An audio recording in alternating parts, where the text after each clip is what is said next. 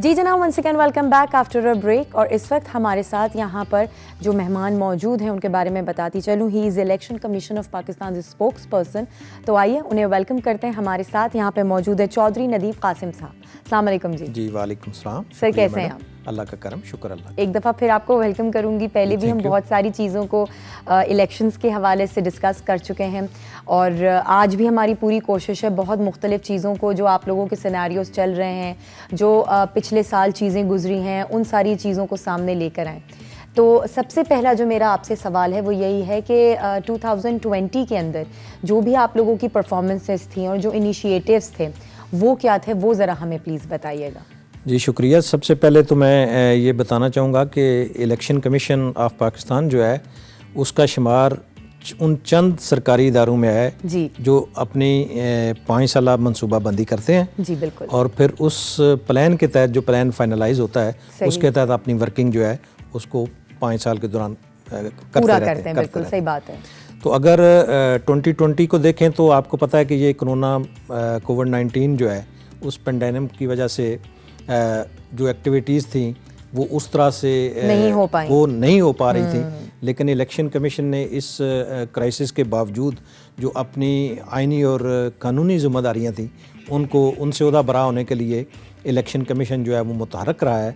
तो सबसे पहले जो कैलेंडर ईयर के अवाइल में इलेक्शन कमीशन जो है वो विद इन 90 डेज़ अपनी एक एनुअल रिपोर्ट जो है उसको प्रिपेयर करता है और पिछला जो कैलेंडर ईयर है उसकी पूरे साल की जो एक्टिविटीज़ हैं उनको उन पे एक रिपोर्ट बनाई जाती है और वो रिपोर्ट जो है फेडरल गवर्नमेंट को पेश की जाती है।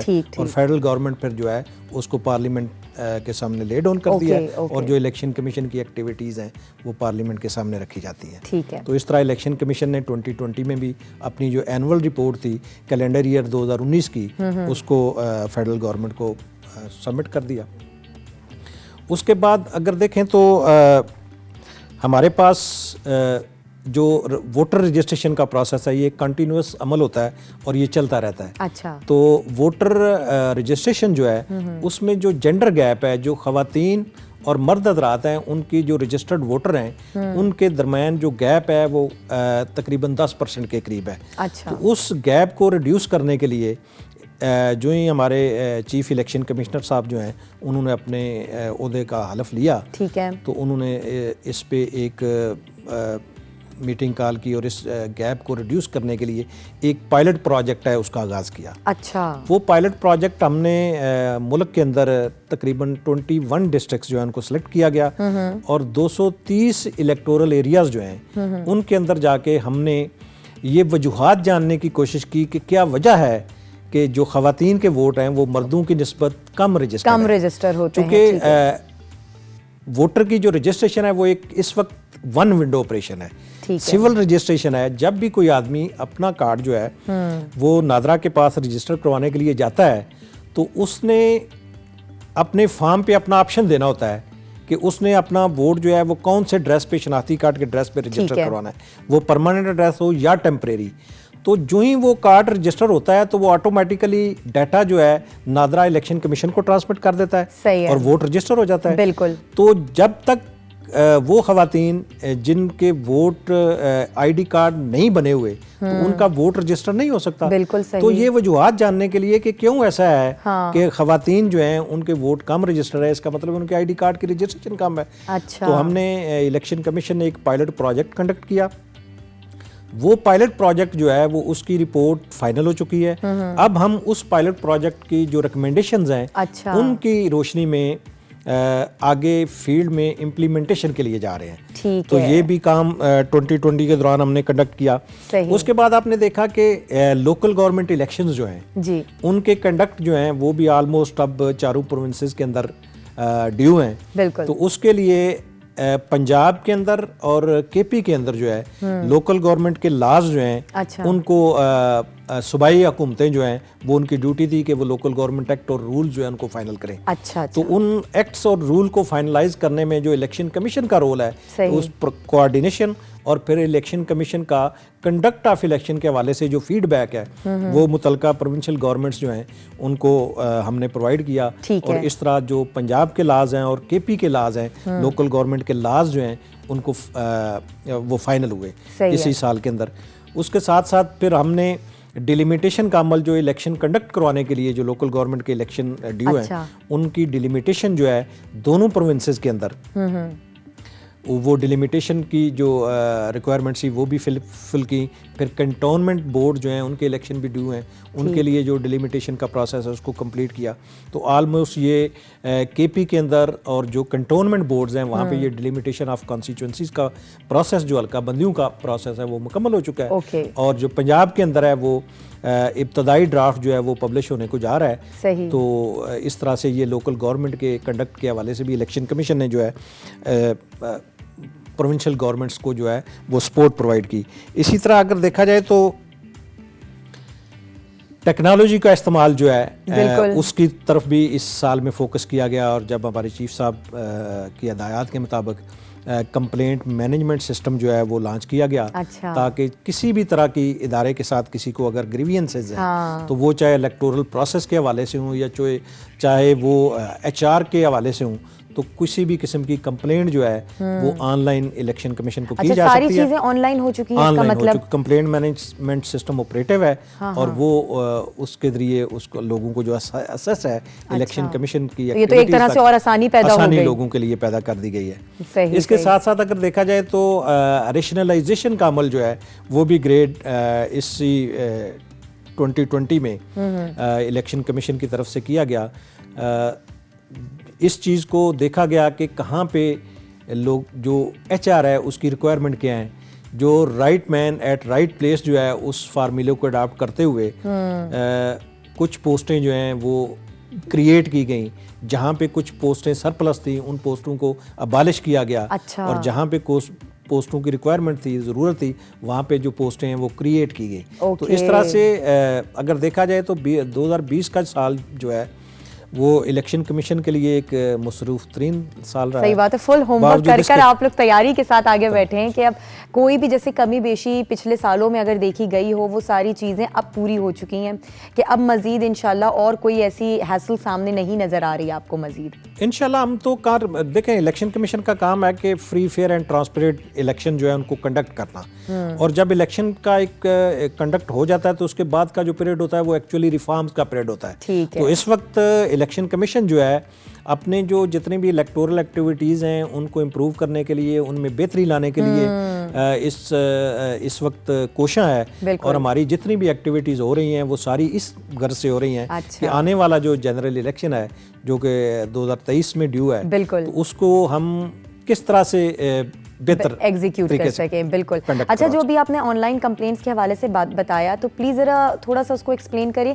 कि उसका प्रोसेस क्या है, किस तरह से हम ऑनलाइन कंप्लेंट्स दर्ज कर सकते हैं। ऑनलाइन कंप्लेंट प्रोसेस उसका ये है कि एक कंप्लेंट मैनेजमेंट सिस्टम जो है वो इलेक्शन कमीशन की वेबसाइट पे आप जाते हैं तो वहाँ पे आप लॉग इन करके तो वहाँ पे आप किसी भी किस्म की कंप्लेंट जो है वो लॉन्च कर सकते हैं।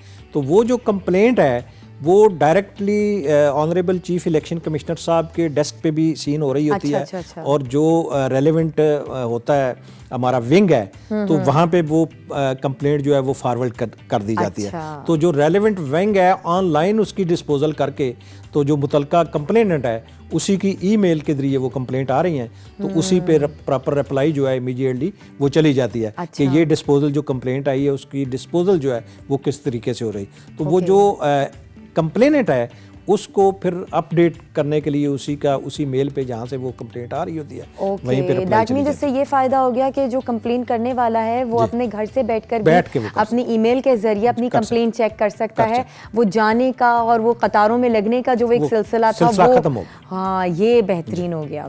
अच्छा, अभी आपने हमें बताया कि 2023 के अंदर जो इलेक्शंस अब आने वाले हैं उसकी प्रिपरेशन चली है, लेकिन अभी अगर देखा जाए तो ज़िमनी इलेक्शंस भी आने वाले हैं, उसके हवाले से ज़रा बताइएगा कि क्या प्लान प्लान्स हैं आप लोगों के, जी क्या बिल्कुल, तैयारियां ज़िमनी हैं? इलेक्शन जो है इस वक्त मुल्क के अंदर आप देखें तो तकरीबन 8 कंस्टिट्यूंसीज़ के अंदर ज़िमनी इलेक्शन का जो है वो शेड्यूल अनाउंस हो चुका ठीक है, है। जिसमें 2 नेशनल असेंबली की कंस्टिट्यूंसीज़ और 6 कंस्टिट्यूंसीज जो है वो प्रोविंशियल असेंबलीज़ के लिए। और इनके इलेक्शन जो एक इलेक्शन हमारा 18 जनवरी को हो रहा है PS 52 में उमरकोट सिंध में, और दूसरे जो इलेक्शंस हैं वो हमारे 19 फरवरी को कंडक्ट हो रहे हैं, 19 फरवरी को हमारे कंडक्ट हो रहे हैं। तो इलेक्शन जो है, चूँकि जब भी कोई सीट खाली होती है तो उसको कॉन्स्टिट्यूशन की रिक्वायरमेंट है कि विद इन 60 डेज जो है उस सीट को फुलफिल करना होता है। सही। तो जैसे ही कोई सीट खाली होती है किसी भी वजह से, अच्छा। तो इलेक्शन कमीशन जो है वहाँ पे पाबंद होता है कि 60 रोज के अंदर अंदर इलेक्शन को कंडक्ट करवाएगा। फुलफिल दोबारा और ये कर जो दिया अभी जाए। इलेक्शन हमारे चूँकि 8 ज़िमनी इलेक्शन जमा हो गए, तो उसकी रीज़न भी यही थी कि कोविड-19 की वजह से चूँकि जो गैदरिंग है उसको अवॉइड किया जा रहा था। NCOC की रिकमेंडेशन पे इलेक्शन कमीशन ने 31 जनवरी तक जो है वो इन इलेक्शंस को पोस्टपोन किया हुआ था। अब ये प्रोसेस जो है चल रहा है और इलेक्शन जो है वो ज़िमनी इलेक्शन मुल्क के अंदर जो है वो इलेक्शन कमीशन की जिम्मेदारी है और वो हम कंडक्ट करने जा रहे हैं। सही। अच्छा, देखा जाए तो जो इलेक्शंस में कैंडिडेट्स होते हैं, जब वो आपके आके रजिस्टर करवाते हैं अपने आप को, तो ज़ाहिर है एक तरीक़ेकार होता है कि उनकी जायदाद और उनके सारे जितने भी चीज़ें हैं वो सारी पता कर सकें। और वो जब बताते हैं तो उनको कंफर्म करने के लिए आप किन किन डिपार्टमेंट्स का जो है वो आप उनको रुजू करते हैं ताकि वो आपके साथ कोलैबोरेट कर सकें और उन सारी इन्फॉर्मेशन को कंफर्म कर सकें? जी, इसमें नॉमिनेशन पेपर जब फाइल किए जाते हैं तो आपको पता है कि रिटर्निंग ऑफिसर जो हैं वो नॉमिनेट किए जाते हैं। इस वक्त जो है इलेक्शन कमीशन के अपने अफसरान जो हैं, जो कि डिस्ट्रिक्ट इलेक्शन कमिश्नर्स हैं, जिन इजला के अंदर इलेक्शन कंडक्ट हो रहे हैं, तो उनको इलेक्शन कमीशन ने रिटर्निंग ऑफिसर जो है वो नोटिफाई किया हुआ है। अच्छा, तो नॉमिनेशन पेपर जो है कैंडिडेट रिटर्निंग ऑफिसर के पास जमा करवाते हैं। और जिस वक्त नॉमिनेशन पेपर जमा करवाया जाता है तो उस वक्त उसके साथ जो पूरा एक डिक्लेरेशन का फॉर्म लगता है, जिसमें पूरी डिटेल जो है वो इलेक्शन कंटेस्ट करने वाला आदमी जो है वो अपनी डिटेल्स प्रोवाइड करता है। तो इलेक्शन कमीशन फैसिलिटेट करता है रिटर्निंग ऑफिसर्स को। रिटर्निंग ऑफिसर के पास आज खुद भी ये पावर होती है कि वो किसी किस्म की इन्वेस्टिगेशन जो डिटेल उसको प्रोवाइड की गई है, अगर कहीं पे उसकी किसी चीज़ की रिक्वायरमेंट है कि उसको इन्वेस्टिगेट किया जाए, तो उसके पास पावर है कि वो किसी इदारे को बुला सकता है, कोई रिकॉर्ड जो है वो कॉल कर सकता है, तो वो उसकी सिक्रूटनी करते हैं। इसके साथ साथ इलेक्शन कमीशन जो है, जब जनरल इलेक्शन का अमल होता है, एक बड़े पैमाने पर इलेक्शन चल रहा होता है, तो उस वक्त फिर मुख्तलिफ इदारों से, FBR से हो गया, स्टेट बैंक से आप देख लें, इन इदारों से या दूसरे जो सुई गैस है, PTC है, इन इदारों के जो डिफ़ॉल्टर्स हैं उनसे फिर ऑनलाइन हम स्क्रूटनी का अमल भी करते हैं ताकि अगर किसी इदारे का कोई ग्रीवियंस है तो वो भी सामने आ जाए। तो ज़िमनी इलेक्शन में इस तरह का प्रोसेस नॉर्मली नहीं होता। रिटर्निंग ऑफिसर खुद जो है उन कागजात नामजदगी जो उसके पास जमा होते हैं उनकी जांच पड़ताल कर रहा होता है और उस पर किसी किस्म का भी अगर उसको इन्वेस्टिगेशन की जरूरत है पड़े तो वो फिर डिपार्टमेंट और फिर जो राइवल पार्टी है, कोई भी वोटर उस कॉन्स्टिट्यूंसी से, वो भी ऑब्जेक्शन कर सकता है कि ये नॉमिनेशन फाइल हुए हैं, उन पे किसी किस्म का अगर कोई इतराज़ है तो वो रिटर्निंग ऑफिसर के पास जाके अपना एतराज़ कर सकता है और वो रिटर्निंग ऑफिसर उस एतराज़ को बाकायदा उसकी समाअत करता है और उस पर बाकायदा फिर डिसीजन दिया जाए। सही। अच्छा, अगर जैसे देखा जाए तो जनरल इलेक्शंस में जब कंडक्ट हो रहे होते हैं तो जो पोलिंग बूथ है वहाँ पे कौन कौन से डिपार्टमेंट आप लोगों के साथ कोलैबोरेट कर रहे होते हैं? वहाँ पे पोलिंग बूथ पे एज सच किसी डिपार्टमेंट की ज़रूरत नहीं होती। वहाँ पे तो पोलिंग का अमला जो है इलेक्शन कमीशन ने खुद डिप्यूट किया होता है। वो रिटर्निंग ऑफिसर उनकी डेपुटेशन करता है और नॉर्मली जितने भी फेडरल और प्रोविंशियल गवर्नमेंट के डिपार्टमेंट्स हैं उनका स्टाफ एंगेज किया जाता है। और वो किसी एक मखसूस डिपार्टमेंट या किसी महकमे के लोग नहीं होते। वो मल्टी डिपार्टमेंट स्टाफ वहाँ पे ड्यूटी कर रहा होता है और उसकी ड्यूटीज़ जो हैं वो बाकायदा नोटिफाई की जाती हैं रिटर्निंग ऑफिसर की तरफ। अच्छा, तो इनकी प्रॉपर पहले ट्रेनिंग्स वगैरह होती हैं कि किस तरह से आप लोगों ने जो है कंडक्ट करवाना है, किन किन चीज़ों को, किन रूल्स एंड रेगुलेशंस को आपने फॉलो करवाना है, तो इसका भी कोई प्रोसेस होता है? बिल्कुल, इसका प्रोसेस ऐसे ही होता है कि इलेक्शन कमीशन एक कम्प्रीहेंसिव ट्रेनिंग जो है वो कंडक्ट करता है। इलेक्शन कमीशन के अंदर एक ट्रेनिंग विंग जो है वो इस्टेब्लिश किया गया है जिसका काम ही यही है कि जितने भी ये हम रिक्विजिशन अथॉरिटी से दीगर इदारों से मुलाजम हायर करते हैं, जो पर्सनल हायर करते हैं, उनकी बाकायदा ट्रेनिंग करवाई जाती है और ये कंप्रीहेंसिव ट्रेनिंग के बाद वहाँ पे पोलिंग का जो प्रोसेस है वो कंडक्ट किया जा रहा है, ताकि जो प्रिजाइडिंग ऑफिसर है वहाँ पे और उसके साथ जो एसोसिएटेड स्टाफ है वो जो प्रोसेस है उसको बिल्कुल रूल और ज़ाब्ते के तहत जो है उसको किस तरह से कंप्लीट कर सकते हैं। तो उनकी कंप्रीहेंसिव ट्रेनिंग जो है उसको अरेंज किया जाता है। ओके अच्छा, जनरल इलेक्शंस में ये भी देखा जाता है कि अक्सर आपको वोट डालने का जो तरीक़ाकार है वो टीवी चैनल्स पर प्रोसेस पूरा दिखाया जा रहा होता है, बताया जा रहा होता है। कोई और भी ऐसा मीडियम है, कोई और भी ऐसा प्रोसेस है जो आप लोग कहीं और कंडक्ट करें, लोगों को बताएं और उनको गाइड कर सकें कि हाँ जी इस टीवी मीडियम के अलावा भी आप एक जगह गाइडेंस दे रहे हैं? जी, एक कोई प्रॉपर प्लेस नहीं होती उस गाइडेंस की। ये अवेयरनेस के जो प्रोग्राम है ये उसके लिए इलेक्ट्रॉनिक और प्रिंट मीडिया का इस्तेमाल किया जाता है। इसके साथ साथ इलेक्शन कमीशन के साथ मुख्तलिफ किस्म की CSOs जो हैं वो वर्क कर रही होती हैं और वो CSOs जो हैं वो मुख्तलिफ प्रोग्राम जो है मुख्तलिफ एरियाज़ के अंदर वहाँ पे शेड्यूल होते हैं। वहाँ पे बाज़ जगहों पे मॉक पोलिंग का प्रोसेस भी किया जाता है और लोगों को वोट कास्ट करने का जो प्रोसेस है, प्रोसीजर है, उसको समझाया जाता है। क्योंकि आप देखें ना जो आजकल का ज़माना है उसमें सोशल मीडिया की कितनी हाइप है। जी बिल्कुल, बहुत कुछ वहाँ हो रहा है, तो उस हिसाब से भी आपने देखा कि जनरल इलेक्शन 2018 के दौरान भी व्हाट्सएप पे भी, सोशल मीडिया पे भी छोटे छोटे क्लिप बना के जो है वो वोट को कास्ट करने का जो दुरुस्त तरीका है, जो प्रोसीजर है, जो पोलिंग का प्रोसेस है, वो भी इलेक्शन कमीशन की तरफ से ये लॉन्च किए गए थे। और ये टूल जो हैं, अवेयरनेस के टूल जो हैं, वो इलेक्शन कमीशन मुख्तलिफ किस्म के टूल इस्तेमाल कर रहा था। ये सिर्फ इलेक्ट्रॉनिक मीडिया पे या यहाँ पे बैठ के हम लोगों को एजुकेट नहीं कर रहे होते, ये हम जो अवेयरनेस के तमाम टूल्स हैं वो इलेक्शन कमीशन उनको यूटिलाइज कर रहा होता है। ठीक है, मतलब हर तरीके से हम इलेक्ट्रॉनिक मीडिया पे भी होते हैं, प्रिंट मीडिया पे होते हैं, फिर मुख्तलिफ किस्म के ब्रोशर्स जो हैं वो प्रिपेयर करके, मुख्तलिफ किस्म की गाइडलाइंस प्रिपेयर करके उनको डिस्ट्रीब्यूट किया जाता है। आप देखें तो पोलिंग स्टेशन पे बाकायदा जो है वो डिस्प्ले किया जाता है मटेरियल जो है, वो इंफॉर्मेशन मटेरियल जो है इन्फॉर्मेटिव, वो सारा पोलिंग स्टेशन पे भी प्रोवाइड किया जाता है। और जब वोटर वोट कास्ट करने के लिए आता है तो वहाँ पे भी चार्ट की शक्ल में डिस्प्ले किया जाता है कि ये वोट कास्ट करने का ये प्रोसेस है। अगर किसी को तो वो वहाँ से भी वो सारी चीज़ें दे सकता है। तो इस तरह जो अवेयरनेस के टूल हैं वो वोट कास्ट करने का जो दुरुस्त तरीकाकार है, जो प्रोसीजर है, उसके बारे में लोगों को अवेयरनेस दी जाती है। तमाम टूल जो है इलेक्शन कमीशन इस्तेमाल कर रहा होता है। ओके अच्छा, ये तो बात होगी तरीकेकार की। सिक्योरिटी के हवाले से आप लोगों की मजीद आगे क्या प्लानिंग्स हैं?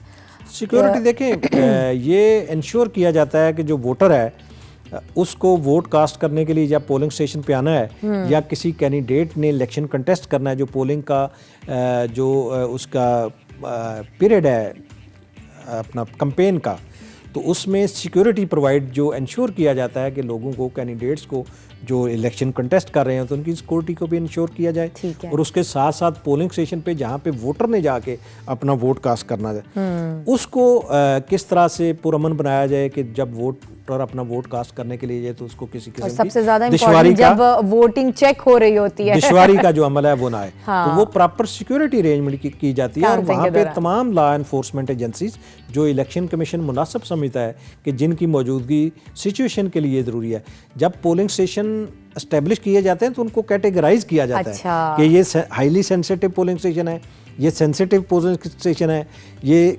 रेगुलर नॉर्मल पोलिंग स्टेशन है। और ये किस हिसाब से आप लोग कैटेगराइज करते हैं? तो वो कैटेगराइज जो है लोकल एडमिनिस्ट्रेशन और डिस्ट्रिक्ट रिटर्निंग ऑफिसर जो हैं वो मिलके करते हैं। और ये इसकी एक बैक हिस्ट्री होती है हर पोलिंग स्टेशन की, क्योंकि देखा जाता है कि पिछले जितने इलेक्शन हुए हैं इस पोलिंग स्टेशन पे किसी किस्म का कोई इवेंट तो नहीं हुआ या लोकेलिटी को कंसीडर किया जाता है।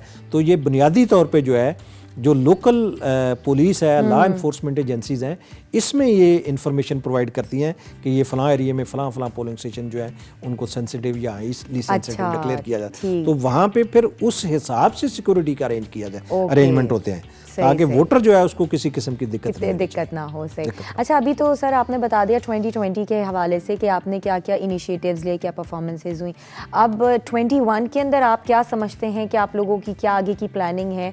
मजीद आगे जो जनरल इलेक्शंस होने वाले हैं, बाकी इलेक्शंस होने वाले हैं, उस हिसाब से कुछ आप लोगों ने इनिशिएटिव्स लिए हैं मजीद? जी बिल्कुल, वही इनिशिएटिव हैं जो कंटिन्यू करेंगे। सबसे पहले कोई भी इलेक्शन जो है कंडक्ट करने के लिए जो प्राइमरी डॉक्यूमेंट है वो इलेक्टोरल रोल है। अच्छा। अब इलेक्टोरल रोल का एरर फ्री होना एक्यूरेट होना हाँ। और तमाम जो सिटीजन्स हैं, एलिजिबल वोटर्स हैं, उनका उस इलेक्टोरल रोल के अंदर रजिस्टर होना, ये एक प्राइम रिस्पॉन्सिबिलिटी भी है इलेक्शन कमीशन ऑफ पाकिस्तान की।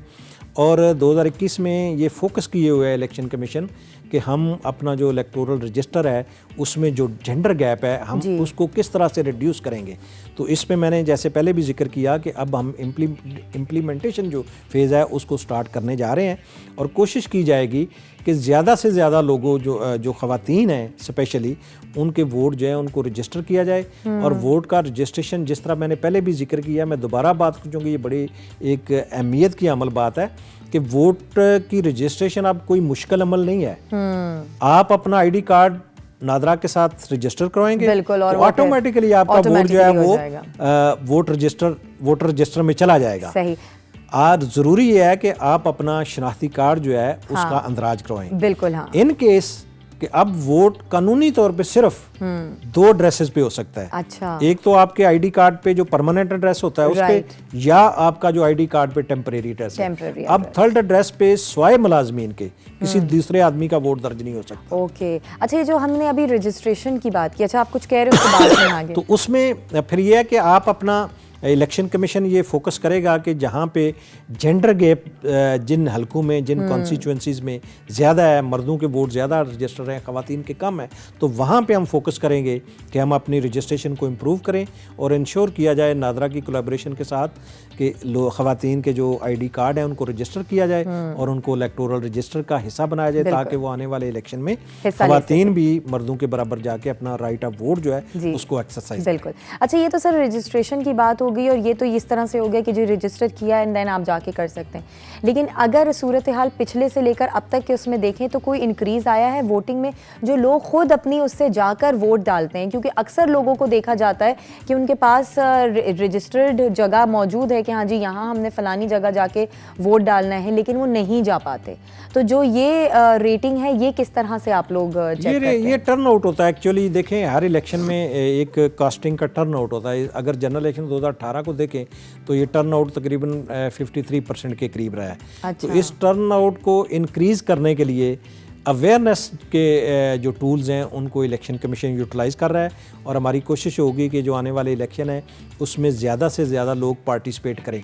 एक्चुअली ये जो पार्टिसिपेशन को इम्प्रूव करना है, अगर देखें तो इलेक्शन कमीशन की एफ़र्ट तो अपनी जगह पे मौजूद है, लेकिन इसमें दीगर तमाम स्टेक होल्डर जो हैं उनका भी ये फ़र्ज़ बनता है कि पॉलिटिकल पार्टीज़ जो हैं वो अपने लोगों को एजुकेट करें। इसी तरह मीडिया का एक बहुत बड़ा रोल है कि आएँ भाई अपना वोट कास्ट करें, अपना राइट ऑफ फ्रेंचाइज जो है उसको एक्सरसाइज करें। तो हम एज ए इलेक्शन कमीशन इदारा जो है, इदारा तो अपनी एफर्ट्स जो है वो पहले भी करता रहे, आगे भी कंटिन्यू। हम कोशिश करेंगे कि हम आने वाले इलेक्शन में इस टर्नआउट को इंक्रीज़ करें। और राइट ऑफ वोट ये सिर्फ ये नहीं है कि आपने वोट कास्ट कर दिया। अगर जब आप अपना वोट कास्ट करने नहीं जा रहे, आप पहल वोटर हैं, आप रजिस्टर्ड वोटर हैं, आप जाएं, नहीं जा रहे, अपने पोलिंग स्टेशन पे जाएं और अपना वोट कास्ट करें। जब आप नहीं जा रहे तो इसका मतलब है कि आप अपने जो राइट्स हैं उनको वेव करने जा रहे हैं। बिल्कुल, आप खुद ही उनसे पीछे भाग रहे हैं ना, आप अपना राइट जो है उसको वेव कर रहे हैं। अब फिर जब आपने वोट कास्ट नहीं किया तो फिर आपको आपका गवर्नेंस में कोई रोल नहीं है। मुल्क के अंदर बेटर या गुड गवर्नेंस का में आपने कोई रोल प्ले नहीं किया। उसके बाद फिर आपका कोई ये इशू नहीं बनता कि देखें जी ये लोकल इदारे जो है ये काम नहीं हो रहा, ये फलां काम नहीं हो रहा। तो इसका मतलब है कि आपने अपनी पार्टिसिपेशन जो है उसको अपने तय ख़त्म कर लिया। तो हम तो इलेक्शन कमीशन की तो यही एफर्ट है और यही कोशिश रहती है कि आएँ अपना वोट जो है उसको अपना आईडी कार्ड दर्ज करवाएं, अपना वोट रजिस्टर करवाएं, उसके बाद अपना वोट जो कास्ट करें। हम इलेक्शन कमीशन जो है वो एक पुरअमन एटमॉस्फेयर प्रोवाइड करता है कि अपना वोट कास्ट करने के लिए आप पोलिंग स्टेशन में आएँ और आपका वोट जो है वो इस मुल्क के में बेटर गवर्नेंस की ज़मानत है। सही है, वोट कास्ट करना चाहिए यार। सही है। अच्छा, 2020 में जो वोटर लिस्ट हैं वो आप लोगों ने रिवाइज़ की हैं? जी बिल्कुल, 2020 में हमने वोटर लिस्ट को रिवाइज़ किया और 4 अक्टूबर 2020 को हमने अपनी फाइनल इलेक्टोरल रोल जो है वो पब्लिश किया है। ठीक है। और इस वोटर लिस्ट की जो रिवीजन हमारी चली है ये ऑलमोस्ट 1.5 साल पे हुई थी। 2019 में हमने स्टार्ट में अवाइल में ये प्रोसेस स्टार्ट किया और ये कंटिन्यू रहा और इसी कोविड-19 की वजह से थोड़ा सा प्रोलॉन्ग भी हुआ। अच्छा। और इसका मकसद भी ये था कि चूंकि अब रजिस्ट्रेशन सिर्फ आईडी कार्ड के मुताबिक हो सकती है, किसी तीसरे एड्रेस पे रजिस्ट्रेशन नहीं हो सकती। बिल्कुल। तो वो थर्ड एड्रेसेस के वोट जो थे उनको हमने शिफ्ट किया। अच्छा। आईडी कार्ड के मुताबिक परमानेंट एड्रेस पे या टेम्परेरी एड्रेस पे। तो उसके लिए हमने वो रिवीजन का प्रोसेस कंप्लीट किया और अपनी जो फाइनल लिस्ट है उसको हमने 4 अक्टूबर को पब्लिश किया। तो आपके इस प्रोग्राम की वसासत से मैं ये गुजारिश ज़रूर करूंगा वोटर से कि वो अपना CNIC नंबर जो है 8300 पे सेंड करें और अपने वोट की रजिस्ट्रेशन को इंश्योर करें कि क्या वो दुरुस्त जगह पे बना हुआ है। अगर वो दुरुस्त जगह पे नहीं है तो ये फिर इस वक्त एक हमारा रजिस्ट्रेशन का अमल जो है वो कंटिन्यूसली चलता रहता है। अच्छा। हमारे डिस्ट्रिक्ट इलेक्शन कमिश्नर जो है हर जिले के अंदर दफ्तर मौजूद है। अच्छा। वहाँ पे आप हमारी वेबसाइट से फार्म जो 21 है उसको डाउनलोड करें और अपने वोट को अपनी प्रॉपर जगह पे ट्रांसफ़र करवाने के लिए शनाख्ती कार्ड की कापी उसके साथ लगा के फिल करके हमारे डिस्ट्रिक्ट इलेक्शन कमिश्नर के पास वो फॉर्म जमा करवाएं और अपना वोट जो है वो लोकल गवर्नमेंट के कंडक्ट से पहले अपनी रेलेवेंट जगह पे उसको ट्रांसफ़र कराएं। और स्पेशली वो लोग जो आने वाले लोकल गवर्नमेंट में इलेक्शन कंटेस्ट करने जा रहे हैं, जो प्रोस्पेक्टिव कैंडिडेट्स हैं, उनके लिए तो ये ज़्यादा ज़रूरी है कि वो अपने वोट की प्रॉपर रजिस्ट्रेशन जो है जहाँ से वो इलेक्शन कंडक्ट करना चाह रहे हैं उसकी रजिस्ट्रेशन को इंश्योर करें। ठीक है। तो वो इंश्योर करने का बेहतरीन तरीका है कि 8300 पे अपना CNIC नंबर सेंड करें और अपने वोट की रजिस्ट्रेशन को चेक। ज़बरदस्त। ये तो आप लोगों ने बेहद आसानियाँ पैदा कर दी हैं क्योंकि पहले लोग यही समझते थे कि मुश्किलात का सामना करना पड़ता है, बड़े लंबे लंबे प्रोसेस हैं, कहाँ कहाँ नहीं जाना पड़ता अपने सारे सिर्फ एक रजिस्ट्रेशन के चक्कर में। लेकिन अब तो सिर्फ ये है कि नादरा से अपना आपने ID NIC वेरीफाई करवा के रजिस्ट्रेशन खुद ब खुद हो जाती है। एंड देन अगेन वही कंप्लेंट का सिलसिला कि लोग ये चीज़ पे सोचते थे कि जी लंबी लंबी कतारें होंगी, हमारी बारी कब आएगी, कब उसके ऊपर इम्प्लीमेंट होगा, वो भी सिलसिला ख़त्म हो गया, प्रॉपर ऑनलाइन हो गया, सारा डेटा आपके पास जो है वो वैसे ही मौजूद है, सारी डेटा सामने आ जाएगा। तो बहुत अच्छा एक इनिशिएटिव आप लोगों ने लिया है एंड आई होप कि जो नेक्स्ट हमारे जो इतने भी इलेक्शंस आने वाले हैं उसमें सारी आसानियाँ पैदा हों, जिस तरह के जो फ्लॉज थे वो सारे ख़त्म हो के एक पीसफुल तरीके से जिस तरह की आप लोगों की एक सोच है उसी तरीके से इम्प्लीमेंट हो। बहुत बहुत शुक्रिया चौधरी साहब, thank you so much for coming and इतनी सारी अच्छी इन्फॉर्मेशन हमें देने के लिए। बहुत सारे लोगों को इस वक्त सुकून मिला होगा कि बहुत अच्छी चीज़ें सामने आने वाली हैं, बहुत आसानियाँ हमारे लिए पेश होने वाली हैं as a voters and candidates as well. बहुत शुक्रिया वंस अगेन। इसी के साथ नाजरीन यहाँ लेंगे एक छोटा सा ब्रेक के बाद वापस आते हैं, हमारे साथ ही रहिएगा।